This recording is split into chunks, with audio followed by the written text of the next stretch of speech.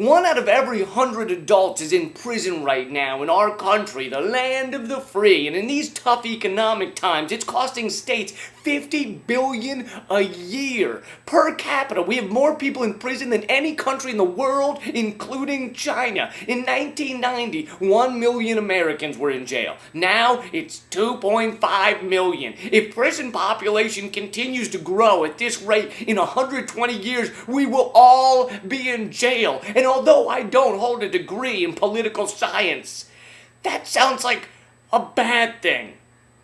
I mean, everyone in jail. Who's gonna be left to buy absorbers? No one. The absorbers will just sit there. There'll be empty snuggies scattered around the city like we were all raptured, but we weren't raptured. We're all in prison being raptured.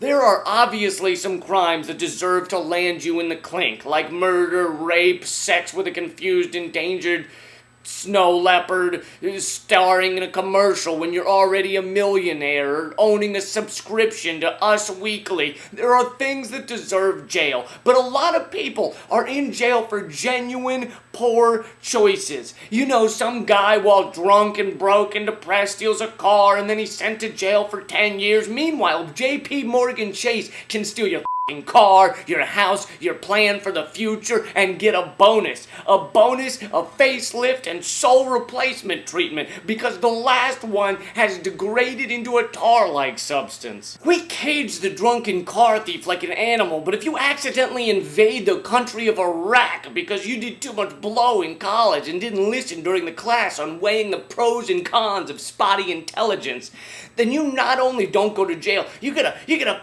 $1 million book deal and your portrait in the Smithsonian. Sure, your portrait will be the one that the high school kids take cell phone photos next to with their balls hanging out, but still, portrait in the Smithsonian. Meanwhile, a high school dropout working as a stock boy at some pharmacy in a shit town where the hot hangout is a TGI Fridays by the highway because they let you smoke on the patio, starts bragging to his friends that he could steal a case of Ritalin, no problem, and they pester him until he finally agrees to do it. And of course there's a camera, and of course he gets caught, and of course he's sentenced to 12 years for theft and drug possession and intent to distribute, and an extra year for calling the judge a face mama's boy. And the closest he gets to having his own portrait is when his cellmate carves his bust out of a bar of soap.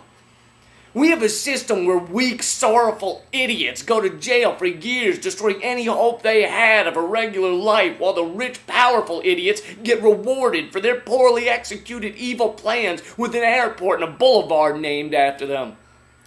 Anyway, that's your moment of clarity. I'm still doing the contest. If you want a chance to win a free signed copy of my stand-up CD, just Twitter for people to check out Moments of Clarity and make sure you do @LeeCamp. Otherwise, I won't know you did it. And thanks.